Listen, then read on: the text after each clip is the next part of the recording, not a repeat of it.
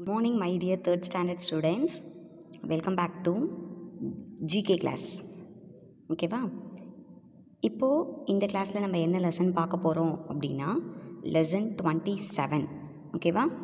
Lesson 27ல் என்ன கொடுத்துருக்காங்க அப்படின்னா இம்பார்ட்டண்ட் டேஸ். என்ன கொடுத்துருக்காங்க?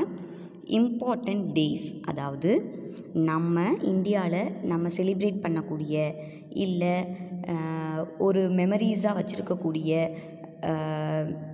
ஒரு செலிப்ரேஷன் கூட சொல்லலாம். சரியா? ஸோ இண்டிபெண்டன்ஸ் டேஸ், ரிப்பப்ளிக் டே, இந்த மாதிரி சில நினைவு நாள் அப்படின்னு சொல்லுவாங்க. ஓகேவா? சில ஃப்ரீடம் ஃபைட்டர்ஸ் டெட்டான டே, இல்லை சில விஐபிஸ் டெட்டான டே, இந்த மாதிரி மெமரியல் டேஸும் இருக்குது, செலிப்ரேட்டட் டேஸும் இருக்குது. சரியா? அந்த மாதிரி சில இம்பார்ட்டண்ட் டேஸ் அதை தான் இந்த லெசனில் நம்ம பார்க்க போகிறோம். ஓகேவா? இந்த லெசன் கொஞ்சம் ஹிஸ்ட்ரி ரிலேட்டடாக தான் இருக்கும். ஓகேவா? கொஞ்சம் கஷ்டம்தான். ஆனால் ஹிஸ்ட்ரி படிக்க ரொம்ப ஈஸியாக புரிஞ்சுக்கலாம். ஏன்னா எல்லாமே ஸ்டோரி பேசிஸில் தான் இருக்கும். ஓகேவா? அபவுட் அவர் பாஸ்ட்டில் என்ன நடந்தது, எதனால், ஏன் அப்படிங்கிறதுக்கான உனக்கு ஒரு ஆன்சர் கிடைக்கும். ஓகேவா? ஸோ அதனால் இந்த லெசன் ரொம்ப ஹிஸ்டாரிக்கல் லெசன்னு சொல்லலாம்.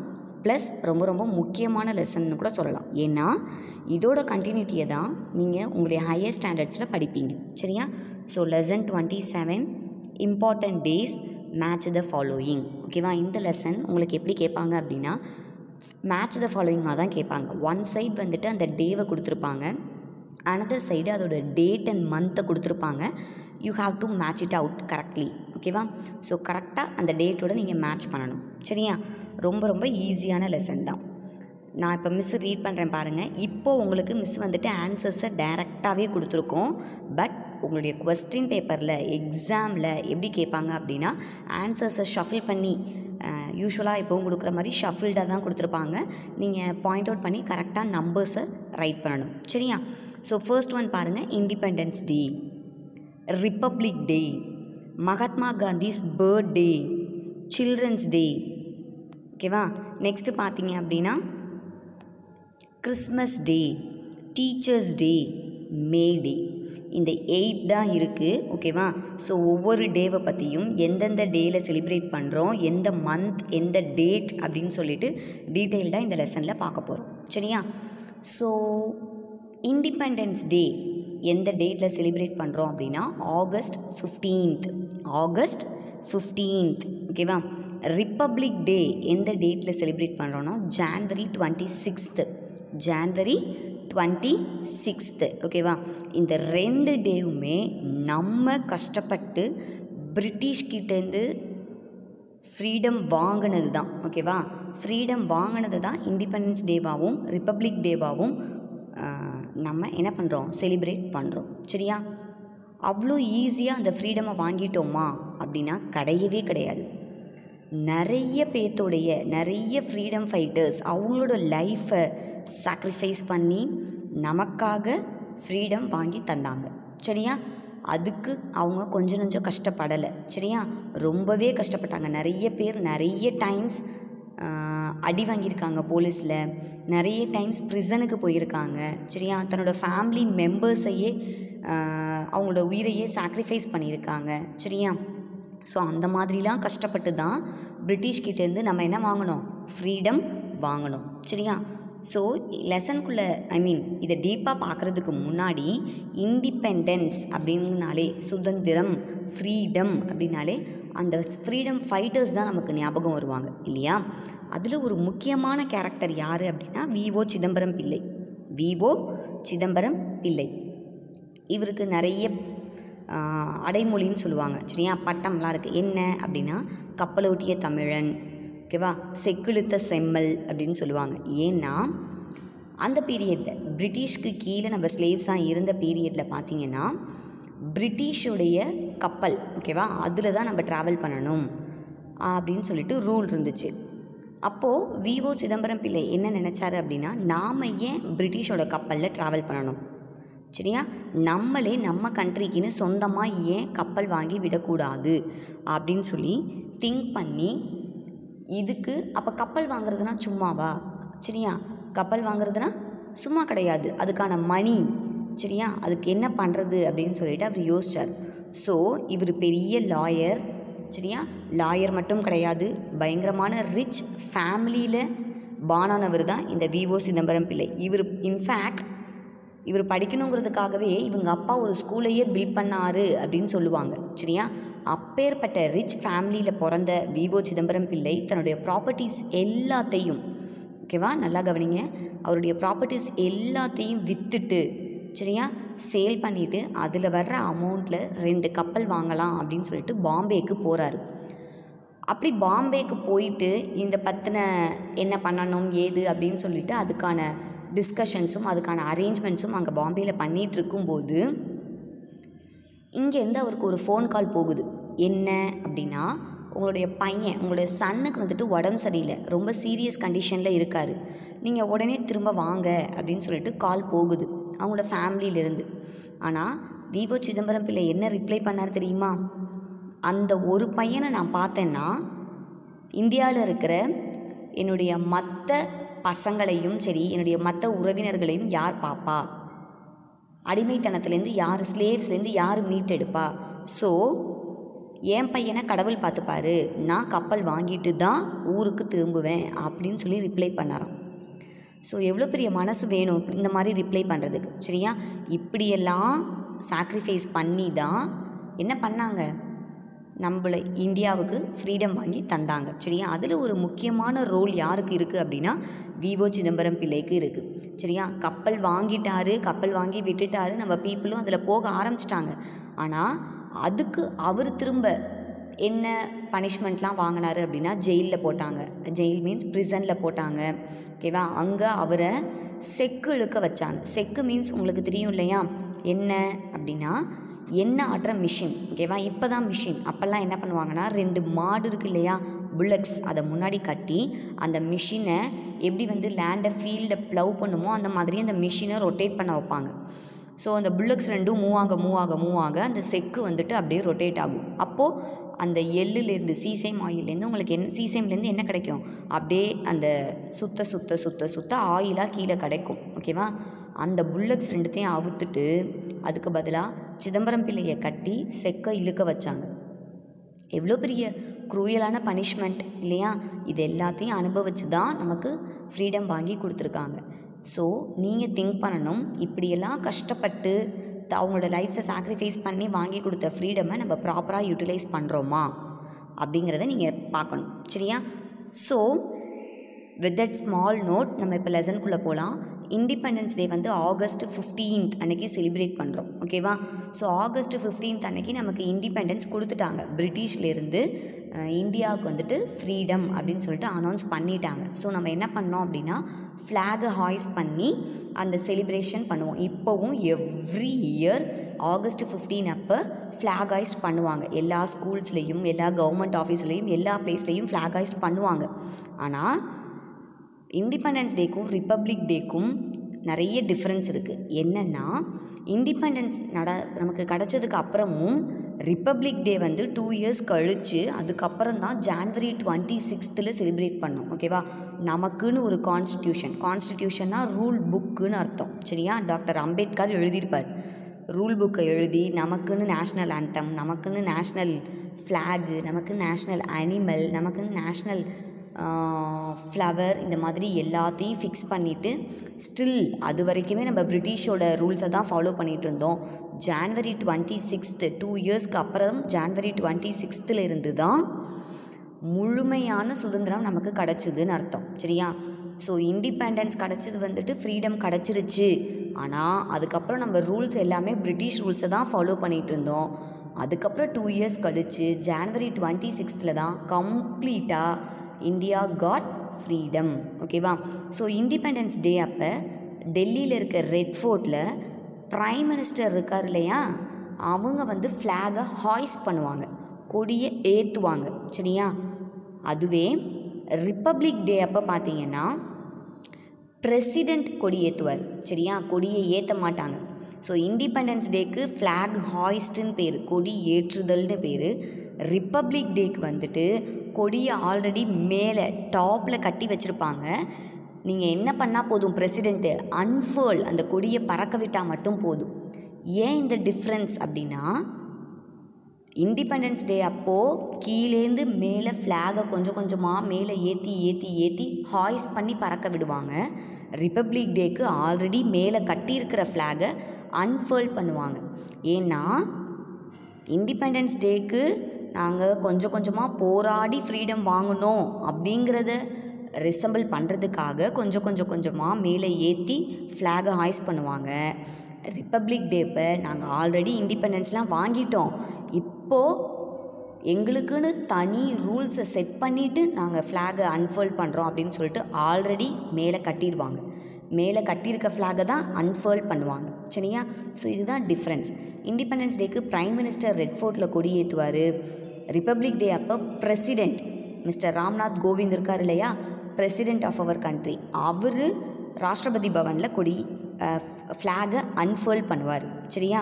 ஃப்ளாக் ஹாய்ஸ்ட்னு சொல்லக்கூடாது, அன்ஃபர்ல் அப்படின்னு அர்த்தம். சரியா?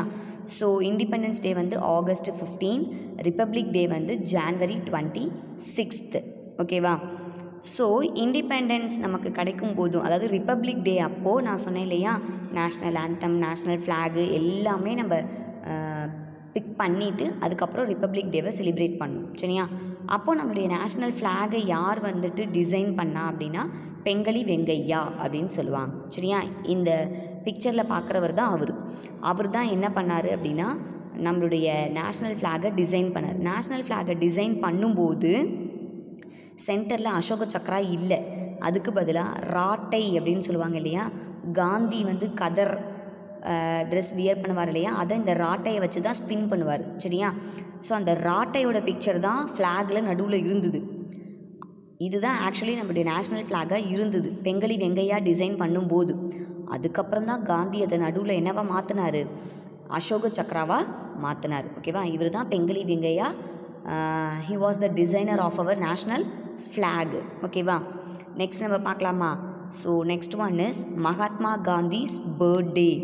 மகாத்மா காந்திஸ் பர்த்டே. மகாத்மா காந்தியோட பர்த்டே எந்த டேட் அப்படின்னா October 2. October 2. ஓகேவா? இதில் மிஸ்ஸு இயர் சொல்ல முடியும்.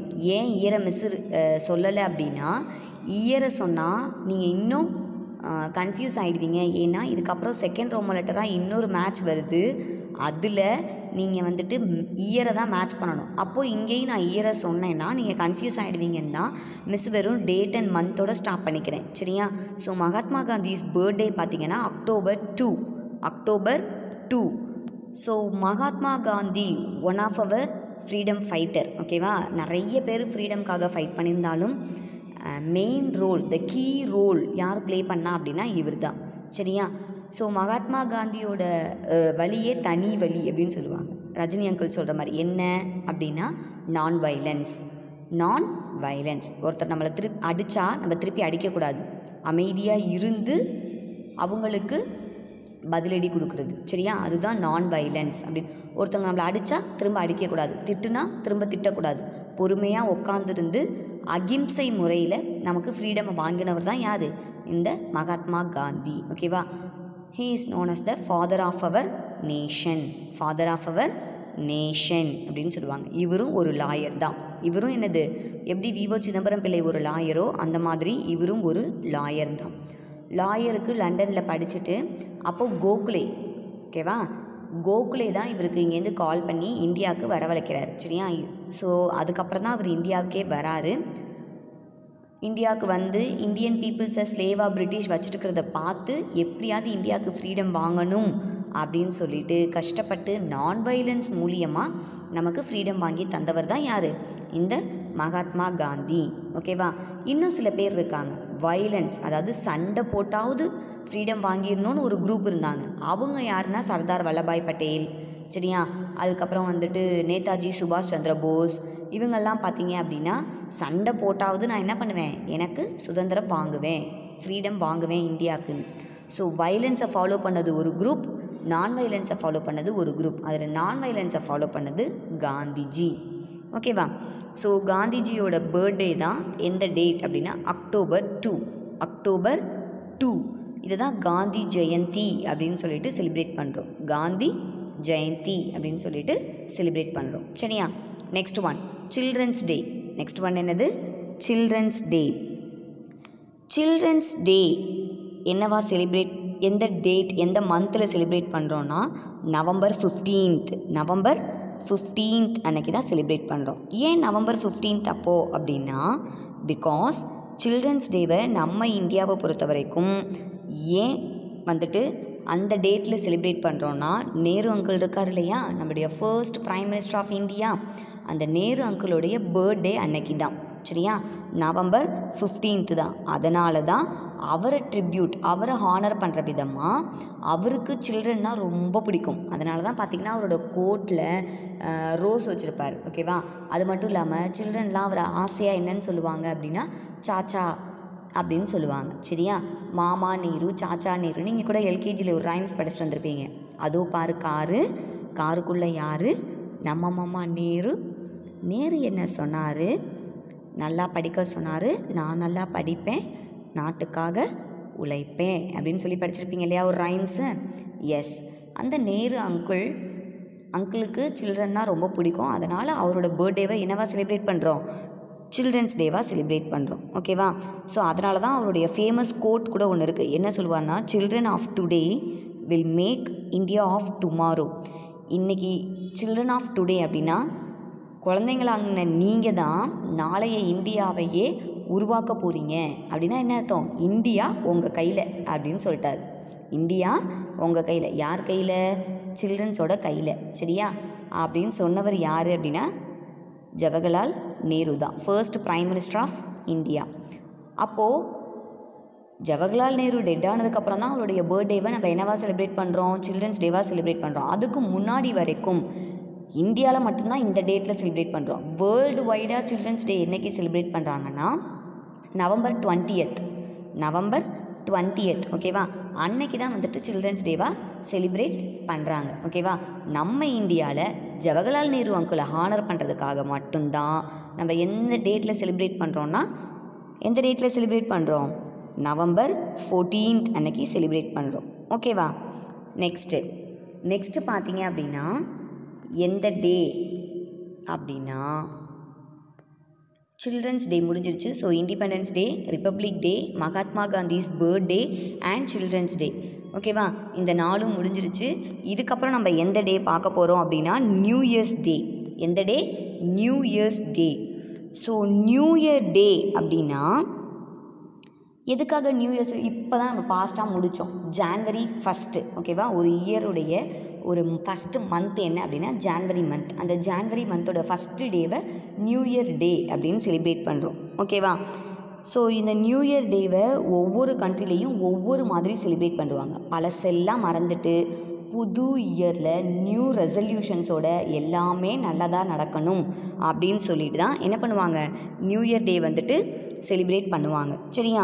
ஸோ இதில் இட்டாலியில் என்ன பண்ணுவாங்க அப்படின்னா, இட்டாலியில் ரெட் கலர் ஃபேண்ட்டு இல்லை ரெட் கலர் ட்ரௌசர்ஸ் அதெல்லாம் அங்கே இருக்கிற பீப்புள்ஸ் வியர் பண்ணிக்கிட்டு என்ன பண்ணுவாங்க அப்படின்னா good luck to every one அப்படின்னு சொல்லிட்டு ஒருத்தருக்கு ஒருத்தர் விஷ் பண்ணிப்பாங்களாம். ஏன்னா போன இயரில் நடந்த பேட் மெமரிஸ் எல்லாமே அழிச்சிட்டு இனி வரக்கூடிய ஃப்ரெஷ் இயரில் நம்மளுடைய லைஃப்பை ஃப்ரெஷ்ஷாக ஸ்டார்ட் பண்ணுவோம் அப்படிங்கிறதுக்காக தான் என்ன பண்ணுவாங்களாம், ரெட் கலரில் ட்ரௌசர்ஸ் அண்ட் ரெட் கலரில் சாக்ஸ் இல்லை ஃபேண்ட் வியர் பண்ணிக்கிட்டு செலிப்ரேட் பண்ணுவாங்களாம். இதுவே கொலம்பியா, கியூபா அந்த மாதிரி பார்த்தீங்கன்னா என்ன பண்ணுவாங்கன்னா ஒரு பொம்மை, ஒரு டாய் மாதிரி செஞ்சு அதில் அவங்களுடைய பழைய திங்ஸு, பழைய ட்ரெஸ்ஸஸ், ஓகேவா, எல்லாத்தையும் அந்த டாய்க்குள்ளே என்ன பண்ணுவாங்க அடைச்சி வச்சு அந்த டாயை வந்துட்டு அந்த டாய்க்கு ஒரு நேம் வைப்பாங்களாம், மிஸ்டர் ஓல்டு இயர் அப்படின்னு. அந்த மிஸ்டர் ஓல்டு இயருங்கிற அந்த பொம்மையை டைம் கரெக்டாக 12 o'clock ஆகும்போது பேர்ன் பண்ணிடுவாங்களாம். சரியா? அப்படி பேர்ன் பண்ணும்போது பழைய இயரில் நடந்த கெட்ட விஷயங்கள், பேட் மெமரிஸ் எல்லாமே அந்த டாயோடு சேர்ந்து எரிஞ்சு போயிடணும். இனி வரக்கூடிய நியூ இயர் வந்துட்டு நமக்கு குட் லக்காக தரணும், எல்லாமே நல்லதாகவே நடக்கணும் அப்படின்னு சொல்லிட்டு அந்த மாதிரி செலிப்ரேட் பண்ணுவாங்க. இப்படி ஒவ்வொரு கண்ட்ரிலையும் ஒவ்வொரு மாதிரி நியூ இயரை செலிப்ரேட் பண்ணுறாங்க. சரியா? அப்படின்னு சொல்கிறாங்க. ஸோ நியூ இயர் பார்த்தீங்க அப்படின்னா எந்த மந்த்து? ஜான்வரி 1. ஜான்வரி 1 அன்னைக்கு செலிப்ரேட் பண்ணுறோம். சரியா? நெக்ஸ்ட்டு நம்ம பார்க்க போகிறது கிறிஸ்மஸ் டே. நெக்ஸ்ட் என்ன பார்க்க போகிறோம்? கிறிஸ்மஸ் டே.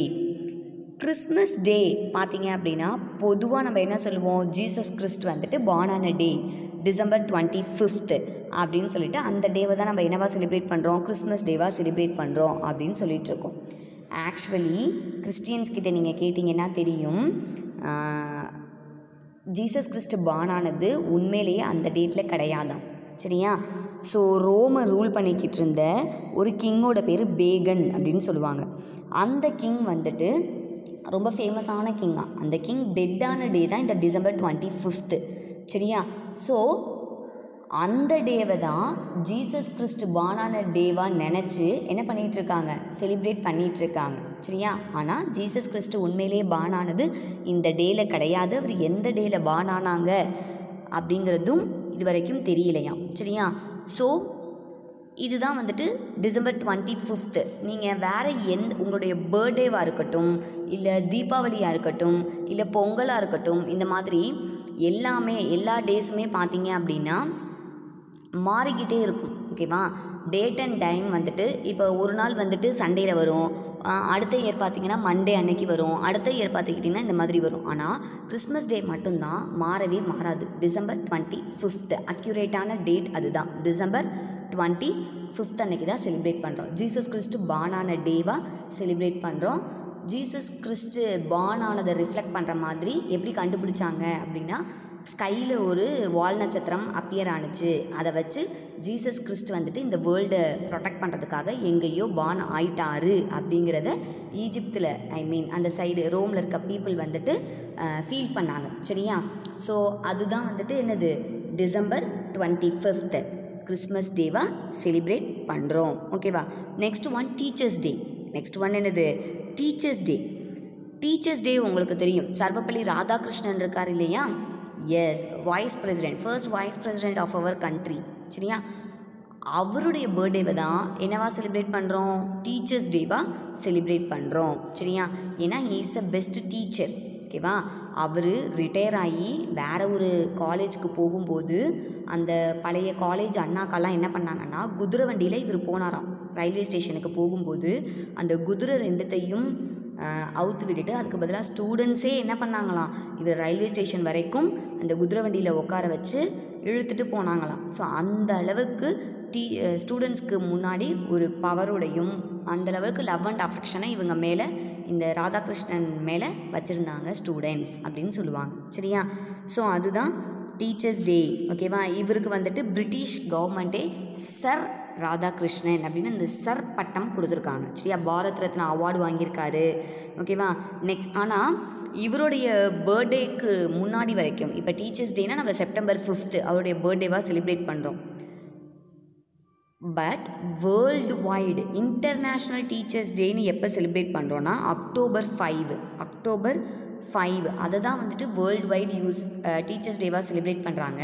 நம்மளோட இந்தியாவில் மட்டும் நம்ம என்னவா செலிப்ரேட் பண்ணுறோம், செப்டம்பர் 5 டீச்சர்ஸ் டேவாக செலிப்ரேட் பண்ணுறோம். டு ஹானர் இல்லை to pay tribute to the Sarvepalli Radhakrishnan.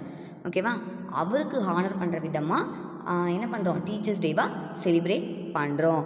ஓகேவா? அந்த லாஸ்ட் டே பார்த்தீங்க அப்படின்னா மே டே. என்ன டே? மே டே. மே டே என்னைக்கு அப்படின்னா மே 1 அன்னைக்கு தான். மே டே இன்னைக்கு மே 1 அன்னைக்கு தான். ஸோ மே டே அப்படின்னாலே உழைப்பாளர்கள் தினம் அப்படின்னு சொல்லுவாங்க. என்ன தினம்? உழைப்பாளர்கள் தினம், அதாவது ஒர்க்கர்ஸ் டே. சரியா? அப்போது என்ன ஆச்சு அப்படின்னா சில இயர்ஸ்க்கு பேக், ஓகேவா, பாஸ்ட் இயர்ஸ் கொஞ்சம் இயர்ஸ்க்கு முன்னாடி என்ன ஆச்சுன்னா, இந்த ஒர்க்கர்ஸ்க்கெல்லாம் ஷிஃப்ட்டு, ஓகேவா, 12 மணி நேரம் 13 மணி நேரம் கண்டினியூஸாக ஒர்க் பண்ணுற மாதிரி இருந்துச்சான்.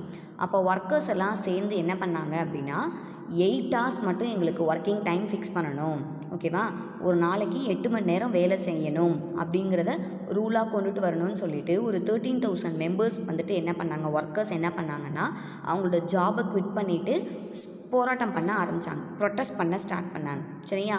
ஸோ அதனுடைய விளைவாக தான், கான்சிக்வன்ஸாக தான் என்ன நடந்தது அப்படின்னா மே டே, ஒர்க்கர்ஸ் டே. அவங்க அந்த ஃபைட் பண்ண அந்த டே வந்துட்டு மே 1 அன்னைக்கு தான். சரியா? அதனால தான் மே 1 அன்னைக்கு என்ன பண்ணுறோம், ஒர்க்கர்ஸ் டேவாக செலிப்ரேட் பண்ணிகிட்ருக்கோம். சரியா? ஸோ அதுக்கப்புறம் தான் ஷிஃப்ட் பேசிஸில் கொண்டு வந்தாங்க. சரியா? ஒரு நாளைக்கு 8 மணி நேரம் ஒர்க் பண்ணணும் அப்படின்னு சொல்லிட்டு ஷிஃப்ட் பேசிஸ் கொண்டு வந்ததுலாம் இதுக்கப்புறம் தான். சரியா? ஸோ அந்த ஒர்க்கர்ஸ் டே அன்னைக்கு பார்த்தீங்க அப்படின்னா நம்மளுடைய இந்தியாவில் கம்ப்ளீட்டாக லீவாக இருக்கும். சரியா? ஒர்க்கர்ஸ் எல்லோரும் வீட்டில் லீவில் இருப்பாங்க. சரியா? ஸோ அதுதான் மேடேன்னு சொல்லலாம், இல்லை ஒர்க்கர்ஸ் டேன்னு சொல்லலாம். சரியா? ஸோ இது எந்த டேயில் செலிப்ரேட் பண்ணுறாங்க அப்படின்னா May 1 அன்னைக்கு தான் செலிப்ரேட் பண்ணுறாங்க. ஸோ இதோட மேட்ச் கம்ப்ளீட் ஆகுது. அதாவது ஃபஸ்ட்டு ரோமன் நம்பர் மேட்ச் வந்துட்டு கம்ப்ளீட் ஆகுது. எந்த டேட் எந்த டேயில் என்ன டேவாக நம்ம செலிப்ரேட் பண்ணுறோம் அப்படிங்கிறத கொஞ்சம் படிச்சுக்கோங்க. நீங்கள் மேட்ச் பண்ணால் மட்டும் போதும். Q+Aவாவோ ஃபில்லப்பாவோ சூஸாவோ இதை கேட்க மாட்டாங்க. புரியுதா? கொஞ்சம் ராவாக தான் இருக்கும். ஏன்னா இது வந்துட்டு ரொம்ப ஹிஸ்டாரிக் கிளாஸுங்கிறதுனால ஏன் எதுக்கு அப்படின்னு சொல்லிட்டு சொல்கிறதுனால கொஞ்சம் உங்களுக்கு என்ன பண்ணுறது, ஒரு மாதிரி போரிங்காக தான் கிளாஸ் போகும். சரியா? ஸோ வித் திஸ் இந்த first Roman letter match complete ஆகுது. நெக்ஸ்ட்டு பார்த்தீங்க அப்படின்னா செகண்ட் ரோமன் லெட்டராக இன்னொரு மேட்ச் உங்களுக்கு கொடுத்துருக்காங்க. Important years. ஃபஸ்ட்டு பார்த்தது வந்துட்டு இம்பார்ட்டண்ட் டேஸ் பார்த்துருப்பீங்க. இப்போ பார்க்குறது இம்பார்ட்டண்ட் இயர்ஸ் பார்க்குறோம். இதையும் உங்களுக்கு என்னவாக தான் கேட்பாங்கன்னா மேட்ச் த ஃபாலோயிங்காக தான் கேட்பாங்க. புரியுதா? ஃபர்ஸ்ட் ஒன் பார்த்தீங்க அப்படின்னா சிப்பாய் மியூட்டினி எந்த இயரில் நடந்ததுன்னா 1857. சரியா? சிப்பாய் அப்படின்னாலே நீங்கள் செஸ் கேம் ப்ளே பண்ணியிருப்பீங்க, கண்டிப்பாக தெரியும். சிப்பாயின்னு அதில் ஒரு காயின்ஸ் இருக்கும். அப்படின்னா என்ன அர்த்தம்? சோல்ஜர்ஸ். சிப்பாயினாலே என்னது? சோல்ஜர்ஸ்ன்னு அர்த்தம். ஓகேவா? மியூட்டினி அப்படின்னா சண்டை, வார். ஓகேவா? ஸோ சிப்பாயினா சோல்ஜர்ஸ். அப்போ அந்த சோல்ஜர்ஸ்குள்ளாரையே ஒரு பிரச்சனை நடந்துருச்சு. ஓகேவா? 1857. இப்போ 2021 நடக்குது. அதாவது 2021 நடக்குது. அப்போது 1857 அப்படின்னா எவ்வளோ இயர்ஸ் பேக்குன்னு பாருங்கள். சரியா? அப்போ தான் அந்த இயரில் என்ன நடந்ததுன்னா பிரிட்டிஷ் வந்துட்டு நம்மளை ஸ்லேவ்ஸாக வச்சுருந்த பீரியட். பிரிட்டிஷ் வந்துட்டு ஒரு ரூல் கொண்டு வந்தாங்க. என்னென்னா இந்த சோல்ஜர்ஸ்லாம் கையில் கன் வச்சுருப்பாங்க இல்லையா, அந்த கன்னில் புல்லட் யூஸ் பண்ணுவாங்கல்ல, அந்த புல்லட் மேலே பிக்கோட ஃப்ளஷ்ஷு, பிக் இருக்கு இல்லையா, பன்றி. ஸோ பிக்கோட ஃப்ளஷ்ஷையும் கவ் இருக்குல்ல, கவ்வோட ஃப்ளஷ்ஷையும் அந்த புல்லட் மேலே கவர் பண்ணியிருப்பாங்க ஃப்ளஷ்ஷை வச்சு. ஓகேவா? ஸோ சோல்ஜர்ஸ் வந்துட்டு கன்னில் அந்த புல்லட்டை உள்ளே போடணும் அப்படின்னா அந்த புல்லட்டை வாயில் வச்சு பைட் பண்ணி இழுக்கணும். அப்படி இழுத்தாதான் புல்லட்டை வந்துட்டு என்ன பண்ண முடியும், கன்குள்ளே ஃபிக்ஸ் பண்ண முடியும். ஸோ இதை வந்துட்டு சோல்ஜர்ஸ் அக்செப்ட் பண்ணிக்கல. ஏன்னா சோல்ஜர்ஸில் பாதி பேர் முஸ்லீம்ஸாக இருந்தாங்க, பாதி பேர் ஹிந்துஸாக இருந்தாங்க. ஹிந்துஸ் நமக்கே தெரியும் என்ன, நம்ம கவ்வை வந்துட்டு காட், ஈக்குவல் டு காடாக நம்ம நினச்சிட்ருக்கோம் இல்லையா, கோமாதா அப்படின்னு சொல்லிட்டு ப்ரேயர் பண்ணிகிட்ருக்கோம். அப்படிப்பட்ட கவ்வோட ஃப்ளஷ்ஷை புல்லட் மேலே அப்ளை பண்ணியிருக்காங்க. ஓகேவா? அதை எப்படி நாங்கள் பைட் பண்ணி எடுத்து அதை நாங்கள் வந்து கன்னில் ஃபிக்ஸ் பண்ணுறது, எங்களால் முடியாது, இதை நாங்கள் யூஸ் பண்ண மாட்டோம் அப்படின்னு சொல்லிட்டாங்க.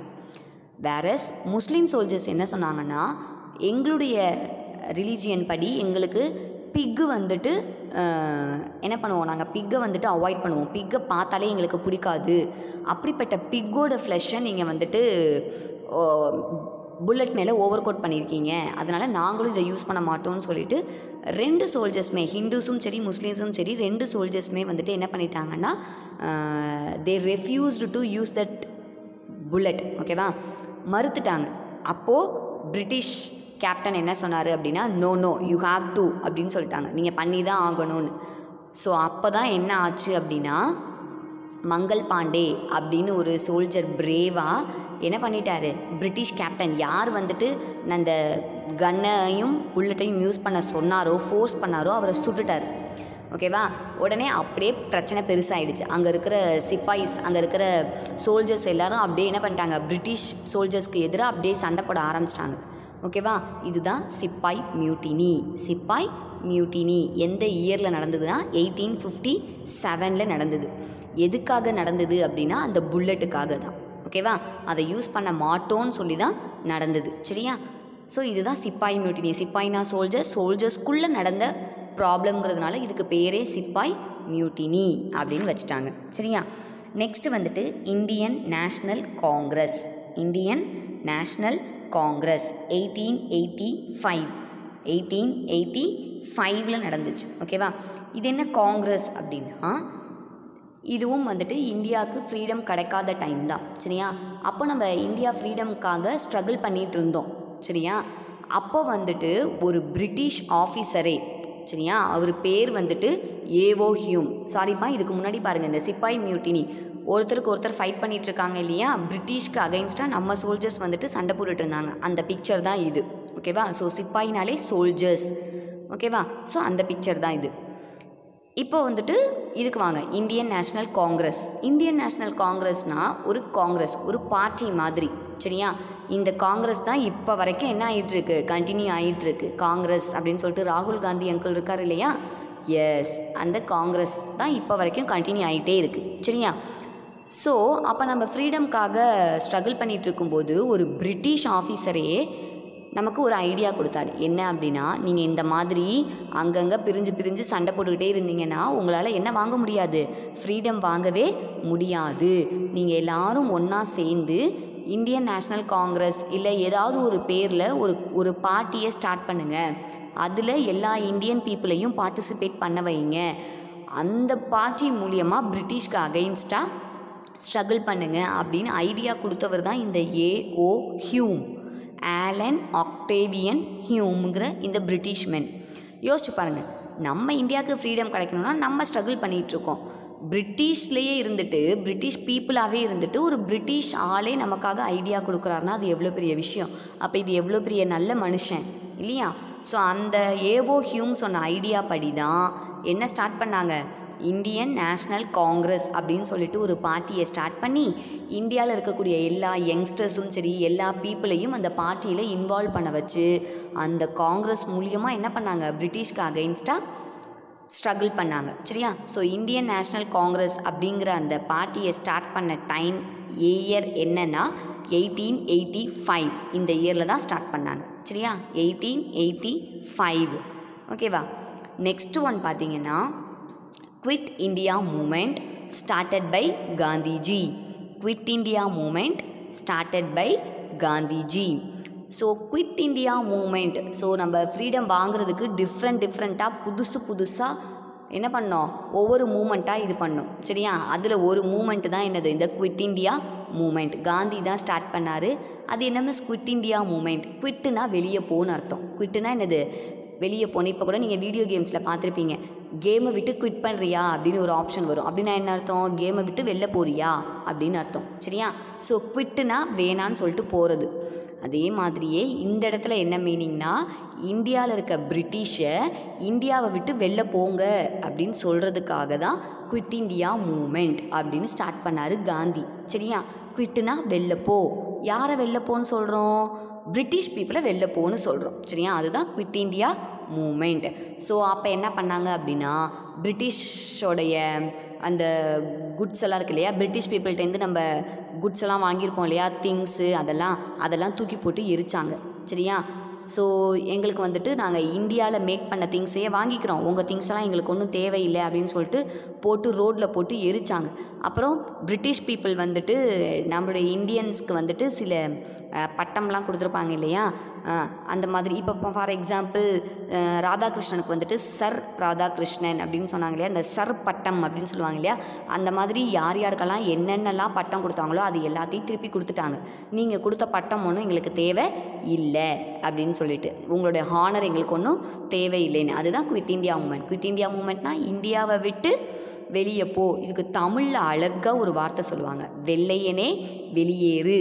வெள்ளையனே வெளியேறு. வெள்ளையன்னா யார், எஸ், பிரிட்டிஷ் பீப்புள். வெளியேறுனா வெளில போ அப்படின்னு அர்த்தம். ஸோ வெள்ளையனே வெளியேறுன்னு தமிழில் சொல்லுவாங்க. இங்கிலீஷில் குவிட் இந்தியா மூமெண்ட் எந்த இயரில் காந்தி ஸ்டார்ட் பண்ணார்னா 1942 ஸ்டார்ட் பண்ணார். 1942. சரியா? Next independence for India. Independence for India 1947. இந்த மாதிரி நிறைய ஸ்ட்ரகிள் பண்ணி ஒரு வழியாக இந்தியாவுக்கு இண்டிபெண்டன்ஸ் வாங்கியாச்சு. எப்போ வாங்கினோம், 1947. எந்த month, August 15th. August 15th அந்த டேட்டில் தான் என்ன பண்ணோம், இந்தியாவுக்கு இண்டிபெண்டன்ஸ் கிடச்சிது. சரியா? ஆனால் இதுக்கப்புறம் ஒரு 2 இயர்ஸ்க்கு அப்புறம் தான் 1950 தான் ரிப்பப்ளிக் டே செலிப்ரேட் பண்ண ஆரம்பித்தோம். ஏன் மிஸ்ஸு சொன்ன மாதிரி இந்தியாவுக்கு இண்டிபெண்டன்ஸ் 47லேயே கிடச்சிட்டாலும் அதுக்கப்புறமும் பிரிட்டிஷோட ரூல்ஸை தான் நம்ம ஃபாலோ பண்ணிக்கிட்டு இருந்தோம். அது எல்லாத்தையும் மாற்றிட்டு கம்ப்ளீட்டாக இந்தியாவுக்குன்னு ஒரு நேஷ்னல் ஆந்தம், இந்தியாவுக்குன்னு ஒரு நேஷ்னல் பேர்டு, இந்தியாவுக்குன்னு ஒரு ரூல் புக்கு அப்படின்னு எல்லா ஃபெசிலிட்டிஸையும் ஏற்படுத்திக்கிட்டு இப்போ நாங்கள் வந்துட்டோம். அப்படிங்கிற மாதிரி என்னது 3 இயர்ஸ்க்கு அப்புறம் 1950 ஜான்வரி 26 அப்போது என்னவா செலிப்ரேட் பண்ணுறோம், ரிப்பப்ளிக் டேவாக செலிப்ரேட் பண்ணுறோம். ஓகேவா? Next assassination of Mahatma Gandhi. Assassination of Mahatma Gandhi. Mahatma காந்தியோட அசாசினேஷன் அப்படின்னாலே கில் பண்ணுறதுன்னு அர்த்தம். நாமளே நேச்சுரலாக டெட்டானா அது வேறு ஒருத்தவங்க நம்மளை கில் பண்ணி டெட்டாங்கிறதுக்கு பேர் அசாசினேஷன். ஓகேவா? மகாத்மா காந்தி, இந்திரா காந்தி இவங்கெல்லாம் பார்த்திங்கன்னா நேச்சுரலாக டெட் ஆகலை. மற்றவங்க தான் வேறு ஒருத்தவங்க கில் பண்ணி, டெரரிஸ்ட் கில் பண்ணி தான் என்ன பண்ணாங்க, டெட் ஆகிட்டாங்க. ஸோ அதுக்கு பேர் தான் அசாசினேஷன் அப்படின்னு சொல்லுவாங்க. அப்போ மகாத்மா காந்தியை யார் கில் பண்ணா அப்படின்னா நாதுராம் கோட்ஸே. இவர் தான் என்ன பண்ணார் அப்படின்னா மகாத்மா காந்தியை ஷூட் பண்ணி கில் பண்ணார். சரியா? மகாத்மா காந்தி அவருடைய டாட்டர்ஸ், ஓகேவா, அவங்களோட இப்படி நடந்து வந்துட்டுருக்கும்போது, சிஸ்டர்ஸோட நடந்து வந்துட்டுருக்கும்போது நாதுராம் கோட்ஸே அப்படிங்கிறவர் என்ன பண்ணிட்டார், மகாத்மா காந்தியை ஷூட் பண்ணி கில் பண்ணிட்டார். ஸோ அதுக்கு பேர் தான் அசாசினேஷன். 1948 ஃப்ரீடம் கிடச்சது 1947. அதோட அந்த சந்தோஷத்தை கொஞ்சம் கூட கொண்டாட விடாமல் 1948லேயே என்ன பண்ணிட்டாங்கன்னா கில் பண்ணிட்டாங்க. சரியா? ஸோ அவரை கில் பண்ணும்போது பார்த்திங்கன்னா அவர் அப்படியே கீழே விழுறாரு. மகாத்மா காந்தி கீழே விழுகும்போது ஹேராம் ஹேராம் ஹேராம் அப்படின்னு சொல்லிட்டு 3 டைம்ஸ் சொல்லிகிட்டே கீழே விழுறாரு. ஏன் சொல்லிட்டு கீழே விழுந்தார்னா, அவர் காந்தி வந்துட்டு சின்ன வயசாக இருக்கும்போதே அவருக்கு இந்த இருட்டுனா பயமா, டார்க்னஸ், ஓகேவா, இருட்டுனா கோஸ்ட் பேய்னா பயமா. ஸோ இந்த இருட்டை பார்த்தாலே அவர் பயந்துருவாராம். அப்போ அவர் வீட்டில் இருக்கிற ஒரு மெய்ட் சர்வெண்ட் இருக்காங்க. சரியா? அந்த சர்வெண்ட் லேடி தான் என்ன சொன்னாங்கன்னா, உனக்கு எப்பெல்லாம் பயமாக இருக்கோ அப்போல்லாம் ஹேராம்னு சொல்லு, உனக்கு பயம் போயிடும் அப்படின்னு சொன்னாங்களாம். அதை அவரோட லைஃப் லாங் வரைக்கும் என்ன பண்ணாராம், கண்டினியூ பண்ணாராம். சரியா? ஸோ அவர் டெட் ஆகும்போதும் ஹேராம் அப்படின்னு சொல்லிகிட்டே தான் டெட் ஆனாராம். சரியா? ஸோ அப்படிப்பட்ட அந்த கிளாத் இருக்கு இல்லையா, அந்த பிளட் ஸ்ட்ரைனோட அவர் வியர் பண்ணியிருந்த அந்த பிளட் ஸ்ட்ரைன் பட்ட கிளாத்தை இன்னமும் மதுரை மியூசியமில், காந்தி மியூசியம்னே அதுக்கு பேர். சரியா? மதுரை மியூசியமில் வச்சுருக்காங்க. நம்ம கூட டூர் போயிட்டு வந்தப்போ பார்த்துருப்பீங்க. ஓகேவா? ஒரு டார்க் ரூமில் ரொம்ப அமைதியாக இருக்கும். அதில் இந்த பிளட் ஸ்ட்ரைன் பட்ட அவருடைய கிளாத்ஸை அங்கே வச்சுருக்காங்க. சரியா? எவ்வளோ பெரிய விஷயம் இல்லையா? ஸோ அதுதான். ஸோ மகாத்மா காந்தியோட அசாசினேஷன் அப்படின்னா அவரை கில் பண்ணது யாருன்னா நாதுராம் கோட்ஸே. எந்த இயரில் கில் பண்ணார்னா 1948, நமக்கு ஃப்ரீடம் கிடச்ச நெக்ஸ்ட் இயரே. சரியா? நெக்ஸ்ட்டு பார்த்தீங்கன்னா அசாசினேஷன் ஆஃப் இந்திரா காந்தி. இந்திரா காந்தி யாருன்னு உங்களுக்கு தெரியும். நம்முடைய first prime minister Jawaharlal Nehru இருக்கார் இல்லையா, அவருடைய டாட்டர் அவங்க தான் இந்திரா காந்தி. சரியா? இந்திரா பிரியதர்ஷினி. ஓகேவா? ஸோ இவங்களையும் கில் பண்ணி தான் கொலை பண்ணாங்க, கில் பண்ணி தான் மர்டர் பண்ணாங்க. சரியா? கில் பண்ணி தான் மர்டர் பண்ணாங்க. எப்படி அப்படின்னா அசாசினேஷன்னா அதுதான் மீனிங். இந்திரா காந்தி மேம் வந்துட்டு பிரைம் மினிஸ்டராக இருந்த டைமில் ஒரு போல்டான லேடிப்பா. ஈவன் மேல்ஸ் கூட இந்த டெசிஷனை எடுக்கிறதுக்கு பயப்படக்கூடிய சில டெசிஷன்ஸை கூட போல்டாக எடுத்தவங்க தான் யாருன்னா இந்த இந்திரா காந்தி. சரியா? அதனால தான் அயன் லேடி அப்படின்னு சொல்லுவாங்க. ஸோ அவங்க வந்துட்டு பிரைம் மினிஸ்டராக இருக்கும்போது, ரூல் பண்ணிகிட்டு இருக்கும்போது பஞ்சாபில் கோல்டன் டெம்பிள் அப்படின்னு சொல்லிட்டு ஒரு டெம்பிள் இருக்குது தெரியுமா, ஃபுல்லி மேடப் ஆஃப் கோல்டு. இப்போ இருக்கிற டெம்பிள்ஸ் எல்லாமே இப்போ தான் என்ன பண்ணாங்க அப்படின்னா, இப்போ சமயபுரமுடைய மேலே கோபுரம்லாம் பார்த்திங்கன்னா கோல்டாக மாற்றிட்டாங்க. சமயபுரம், ஸ்ரீரங்கம் இந்த மாதிரி இது எல்லாமே இப்போ வந்தது தான். ஆனால் அப்போவே கோல்டால் மேக் பண்ண ஒரு டெம்பிள் தான் இந்த கோல்டன் டெம்பிள், பொற்கோவில் அப்படின்னு சொல்லுவாங்க. சரியா? ஸோ இது வந்து பஞ்சாபில் இருக்கிறதுனால பஞ்சாபில் சீக் பீப்புள்ஸ் ரொம்ப ஃபேமஸ். ஃபுல்லாகவே சீக்ஸ் பீப்புள் தான் இருப்பாங்க. சீக்கிசமை ஃபாலோ பண்ணுறவங்க தான் சீக் பீப்புள், சரியா? அவங்க தான் இருப்பாங்க. ஸோ அவங்களுடைய ஒரு ஹோலி பிளேஸ் தான் இந்த கோல்டன் டெம்பிள். சீக் பீப்புளுடைய ஹோலி பிளேஸ் தான் இந்த கோல்டன் டெம்பிள், ஓகேவா? அந்த கோல்டன் டெம்பிள்குள்ளார டெரரிஸ்ட் வந்து உள்ளே நுழைஞ்சிட்டாங்க, சரியா?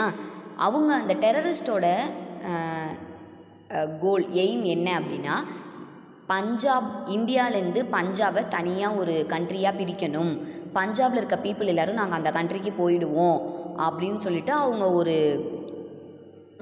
ஒரு கோல் ஒரு எய்ம் வச்சுருந்தாங்க. இதை கவர்மெண்ட் கிட்ட சொன்னாங்க. அதனால் அவங்க என்ன பண்ணாங்கன்னா, கோல்டன் டெம்பிள்குள்ளார போய் ஒளிஞ்சுக்கிட்டாங்க.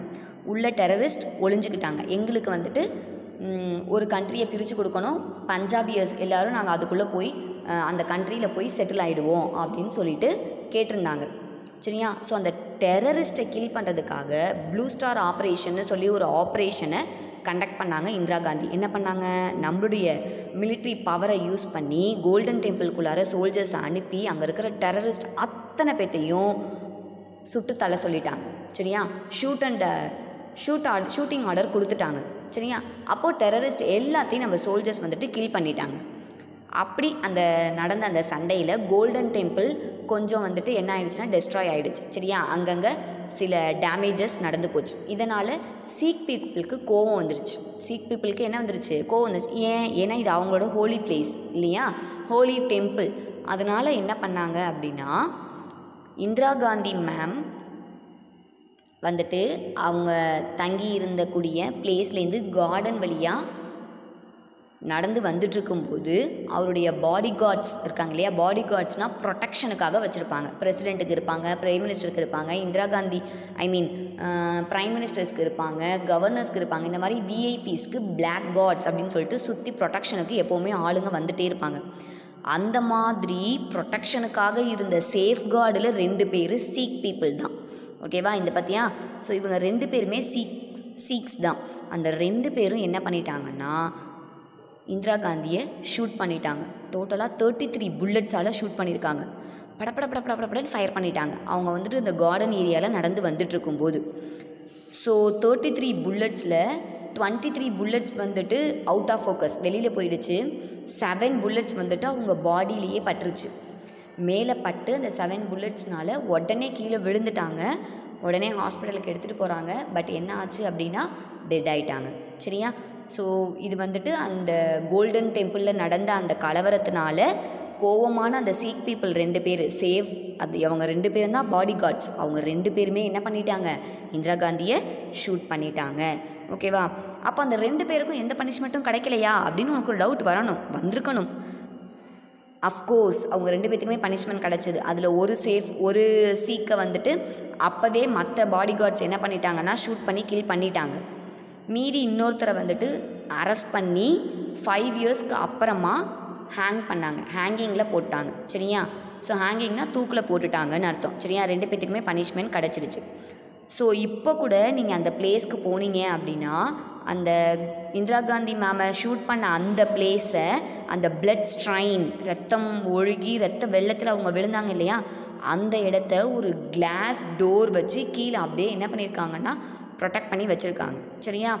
ஒவ்வொரு அவங்களுடைய நினைவு நாள், மெமரியல் டே அன்னைக்கும் என்ன பண்ணுவாங்கன்னா அதுக்கு ஃப்ளவர்ஸ் வச்சுட்டு என்ன பண்ணுவாங்க, விசிட்டர்ஸை அலோவ் பண்ணுவாங்க அந்த இடத்த பார்க்க. எப்படி வந்துட்டு காந்தியோட பிளட் ஸ்ட்ரெயினை வந்துட்டு காந்தி மியூசியத்தில் வச்சுருக்காங்களோ அதே மாதிரி இவங்களுடைய டெட்டான அந்த இடத்த வந்துட்டு ப்ரொடெக்டிவாக காமிச்சிருக்காங்க, சரியா? இதுதான் அந்த பிளேஸ். இதுதான் என்னது, அந்த பிளேஸ். அவங்க அந்த விழுந்த அந்த கார்டன் ஏரியாவில் எந்த இடத்துல அவங்க விழுந்தாங்களோ, ஷூட் பண்ணி விழுந்தாங்களோ அந்த இடம், சரியா? கிளாஸ் வச்சுட்டு ப்ரொடெக்ட் பண்ணியிருக்காங்க, சரியா? இதுதான் அசாசினேஷன். அசாசினேஷன்னா கில் பண்ணுறது. அசாசினேஷன்னா என்னது, கில் பண்ணுறது, ஓகேவா? வித் திஸ் இதோட இந்த லெசன் கம்ப்ளீட் ஆகுது, ஓகேவா? ஸோ 2 மேட்ச் இருக்குது. ஒரு மேட்ச் வந்துட்டு இம்பார்ட்டண்ட் டேஸ், இன்னொரு மேட்ச் வந்துட்டு இம்பார்ட்டண்ட் இயர்ஸ், ஓகேவா? ஸோ எந்த டேயில் என்ன செலிப்ரேட் பண்ணுறோம் அப்படிங்கிறத கரெக்டாக you have to match it out, ஓகேவா? ஸோ நெக்ஸ்ட் கிளாஸில் வேறு ஒரு இம்பார்ட்டண்ட் கிளாஸோடைய பார்க்கலாம், சரியா? Thank you students.